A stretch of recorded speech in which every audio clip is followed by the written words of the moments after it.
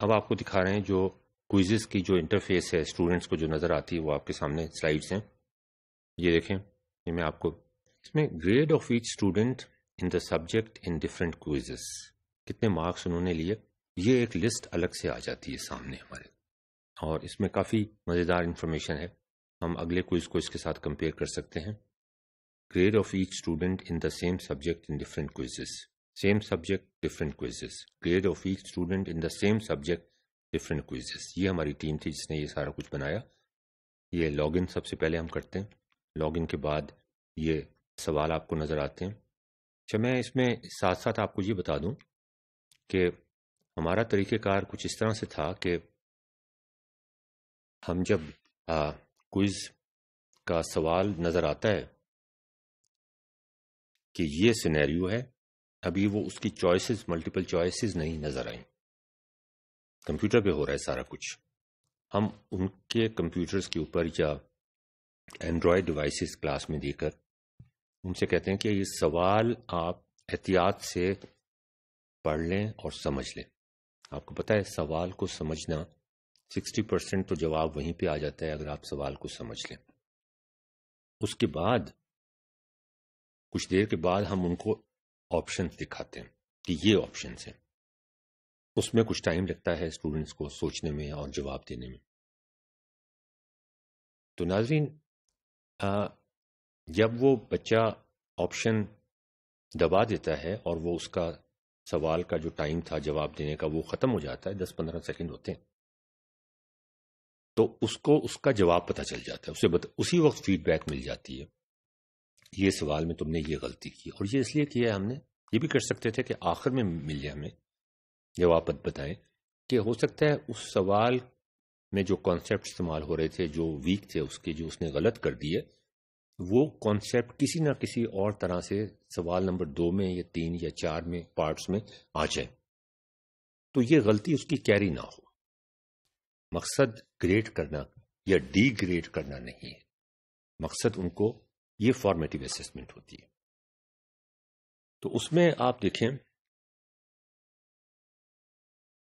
کیا ہوا، کیا لوپ ہول ہم نے دیکھا. ایک کلاس میں بچے بتا دیتے ہیں جب وہ گڑبڑ کرتے ہیں نا، تو پھر وہ بتا بھی دیتے ہیں، اور میں نے اس پہ کوئی ایکشن نہیں لیا. میں نے کہا ٹھیک ہے تم اس کو بریک کرنے کی کوشش کرو سسٹم کو، اور ہم اس کو انٹیلیجنٹ بنانے کی کوشش کریں گے. انہوں نے اچھا، تو میں بتا رہا تھا کہ ایک سوال کا انٹر کیا، جواب اس کو فوراً پتہ چل جائے گا. دوسرا سوال نے کیا، جواب اس سے فوراً پتہ چل جائے گا. تیسرا سوال، جیسے جیسے وہ سوال انٹر کرتا جائے گا اس کو جواب پتہ چلتے جائیں گے.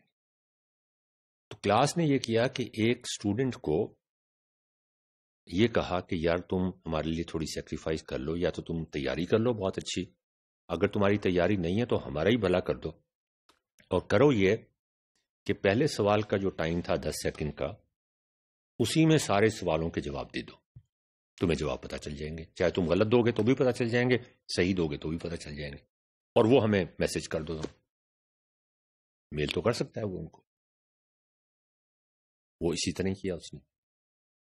اب یہ چیز جو تھی یہ ہمیں پتہ چل گئی، انہوں نے بھی بتا دی. ہم نے اس کو ہم نے کیسے، یہ پروسیس ایوولوشنری ہوتا ہے، یہ چلتا جائے گا. کلاس روم رسپانس سسٹم مزید انٹیلیجنٹ ہوتا جائے گا. اب ہم یہ کرتے ہیں کہ جب تک پہلا سوال سارے لوگ انٹر نہیں کر دیتے اور ان کا ایک خاص ٹائم ختم نہیں ہو جاتا، پہلے پورے کوئز کا ہم نے 10-15 منٹ رکھے ہوئے تھے، انڈیویجول سوالوں کے منٹ نہیں رکھے ہوئے تھے. اب انڈیویجول سوالوں کے منٹ بھی رکھتی ہے. جب وہ ختم کر لیں گے، سارے انٹر کر دیں گے، تو ہم جواب بتائیں گے. جب تک جواب نہیں بتائیں گے جب تک کہ سارے انٹر نہ کرتے.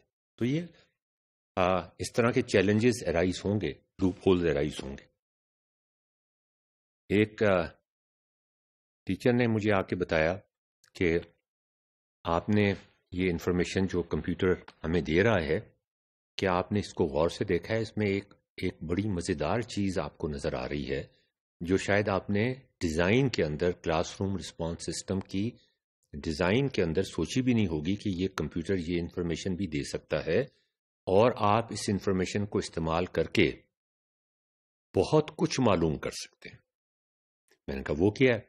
کہنے لگے کہ جب آپ سوال دکھاتے ہیں، سوال تو نہیں دکھاتے، اسٹیٹمنٹ دکھاتے ہیں، کچھ سینیریو بناتے ہیں، اور اس کے بعد یہ کہتے ہیں کہ اب یہ سوچ لو پہلے، پھر ہم آپ کو ABCD کی آپشنز بتائیں گے اور تم نے یہ کرنا ہوگا کہ کون سی آپشن صحیح ہے، کون سی اس پہ ٹک کرنا ہوگا۔ وہ جو ٹائم ہوتا ہے جو ہم نے فکس کر دیا ہے، اب فکس کر دیا ہم نے ABCD کو چیک کرنے کا کون سا والا صحیح ہے۔ سسٹم یہ بھی ہمیں بتا دیتا ہے کہ ایک اسٹوڈنٹ نے کتنی دیر میں کلک کیا جواب، وہ یہ بھی بتا دیتا ہے کہ ایک اسٹوڈنٹ نے اس کو جو 10 سیکنڈ دیے تھے یا 5 سیکنڈ دیے تھے وہ پارٹ کرنے کے لیے، اس میں اس نے کتنی دفعہ اپنا جواب تبدیل کیے۔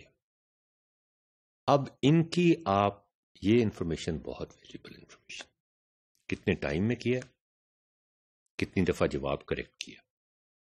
فوری طور پہ اگر کسی نے کیا ہے تو اس کا کیا مطلب ہے؟ وہ کانفیڈنٹ تھا کرنے میں یا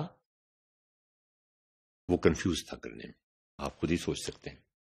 4 دفعہ اس نے جواب اپنا تبدیل کیا ہے، وہ کیا چیز شو کرتی ہے؟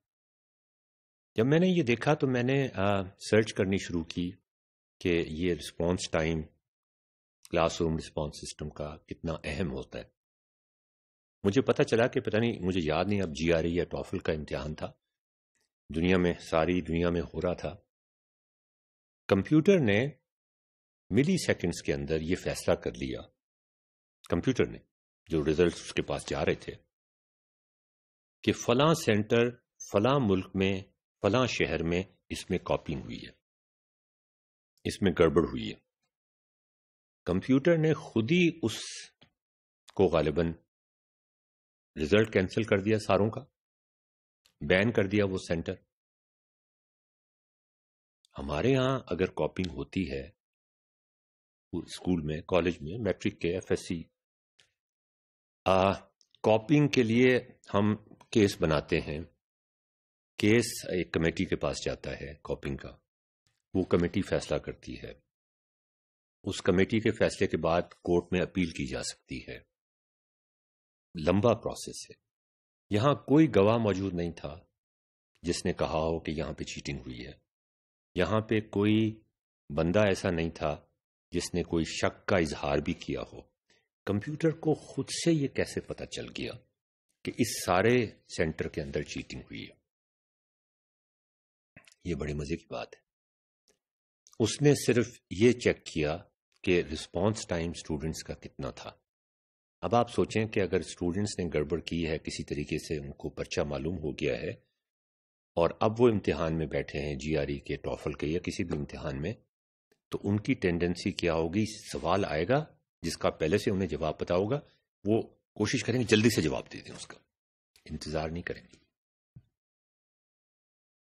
صرف رسپانس ٹائم سے ہم نے یہ فیصلہ کر دیا، کمپیوٹر نے یہ فیصلہ کر دیا بغیر کسی رپورٹ کے۔ کتنی پاورفل انفارمیشن اس کے اندر جو ہمیں ڈیٹا مل رہا ہے، اس میں کتنی پاورفل انفارمیشن چھپی ہوئی ہے، آپ اندازہ کریں۔ اب جو چیلنج ہے جو میں اگلے ماڈیول میں آپ سے ڈسکس کرتا ہوں، وہ یہ ہے کہ ہم نے پہلے بھی ذکر کیا تھا انٹریکٹیو لرننگ کا اور فارمیٹیو اسیسمنٹ کا، کہ ساتھ ساتھ آپ کو ہنر سکھاتے جائیں اور کریکٹ بھی کرتے چلے جائیں، آخر میں جا کے سمیٹیو اسیسمنٹ نہ ہو۔ تو ہم یہ ڈسکس کرتے ہیں کہ فارمیٹیو اسیسمنٹ کے لیے کوئزز کس طرح سے ڈیزائن کرنے چاہیے، لیکن اگلے ماڈیول میں۔